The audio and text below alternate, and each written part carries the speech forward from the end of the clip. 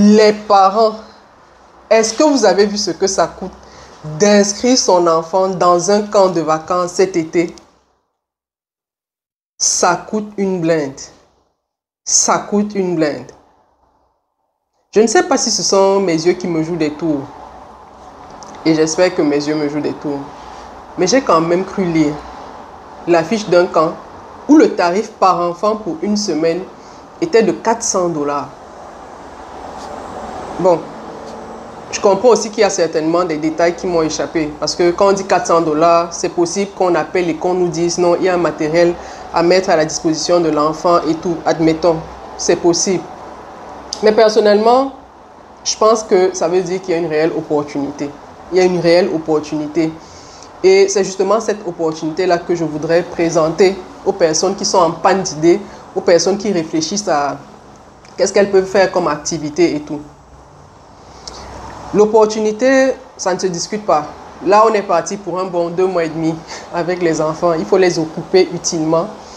Les parents doivent travailler, ils doivent continuer à vaquer à leurs occupations. Et pendant qu'ils vaquent à leurs occupations quotidiennes, les enfants doivent être dans un cadre suffisamment sécure, ludique, où ils s'épanouissent pendant ce temps de vacances. C'est vrai qu'on va dire oui, mais l'employeur peut aussi donner un temps de vacances aux parents, mais écoutez, 2 mois et demi de vacances, l'employeur pourra vous donner, admettons, 1 mois, mais est-ce que l'employeur va vous mettre en vacances pour 2 mois et demi? Je ne pense pas. Donc, pendant ce temps-là, il faut vraiment que les enfants soient dans un cadre suffisamment ludique, suffisamment récréatif pour que les vacances aussi soient des vacances pour les enfants.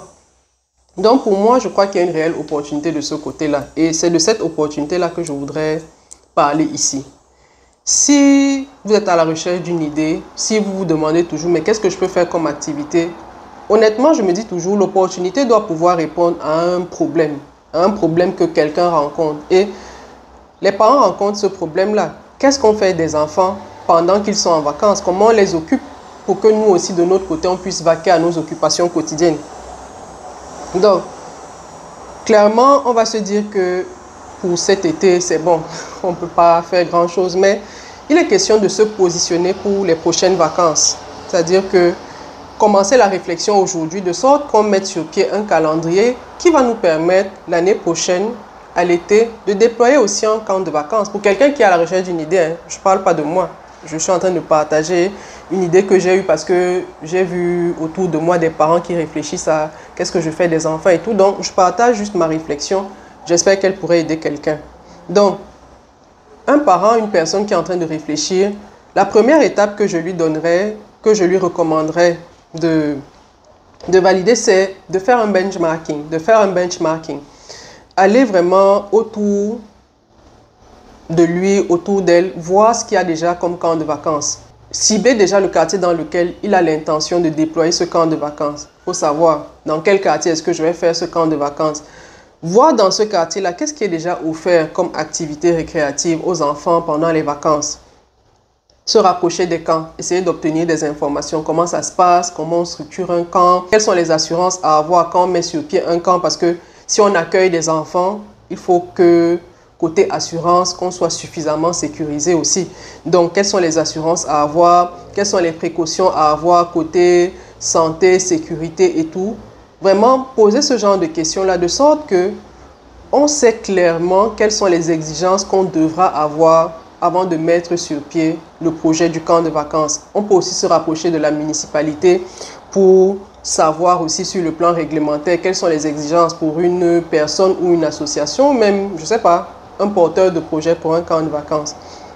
Donc, une fois qu'on a fait ça, il est question maintenant de savoir qu'est-ce qu'on va offrir comme activité pendant ce camp de vacances-là. C'est-à-dire, on va occuper les enfants à quoi? Qu'est-ce que les enfants vont faire pendant le camp de vacances? Ici, je vois 2 grandes possibilités. La première, c'est que soi-même en tant que porteur de projet, que le camp soit axé sur quelque chose qu'on sait faire ou un talent qu'on a. C'est-à-dire, on peut être bon au basket, on peut être bon dans une activité comme la décoration, des activités récréatives. Et autour de ces activités-là, on va déployer notre camp. On peut aussi mettre plusieurs activités dans le camp. Ça va vraiment dépendre de la vision et des moyens du porteur de projet.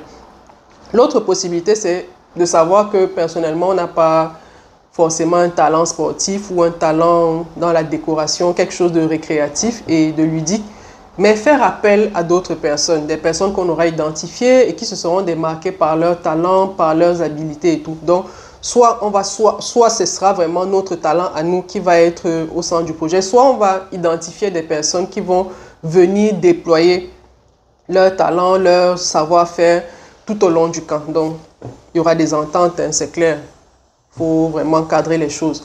Ensuite, côté financement, je pense qu'il y a certainement des financements disponibles dans les municipalités. Donc, il faut vraiment aller auprès des municipalités.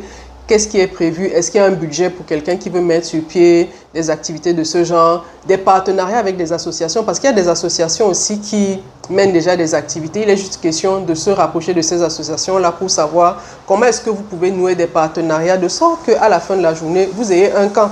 Identifiez le lieu où le camp va se réaliser. Quelles sont les exigences pour avoir le lieu en question? Combien de temps à l'avance il faut louer? Bref, cadrer suffisamment bien le projet de sorte que sur le calendrier, on ait des dates claires, c'est-à-dire que la phase de benchmarking va durer de telle période à telle période. Ensuite, savoir quelles sont les personnes qui vont nous accompagner dans ce projet, les financements que ça va nécessiter, etc., etc.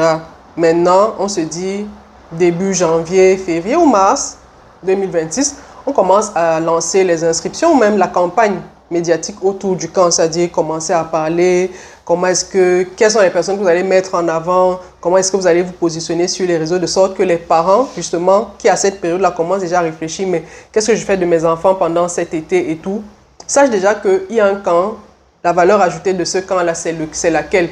Parce que oui, il faut savoir que ce n'est pas le camp pour le camp, il faut avoir une réelle valeur ajoutée. Pourquoi on inscrirait un enfant dans votre camp plutôt que dans un autre camp? Avoir vraiment une communication claire qui rassure déjà le parent, qui montre aux parents que non, pendant le camp, ce sera vraiment des professionnels qui vont s'occuper des enfants.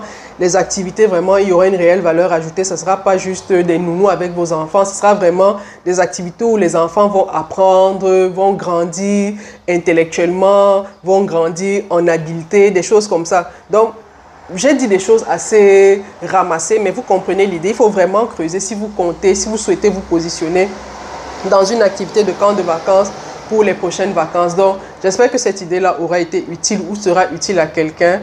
Prenez soin de vous. Bye bye.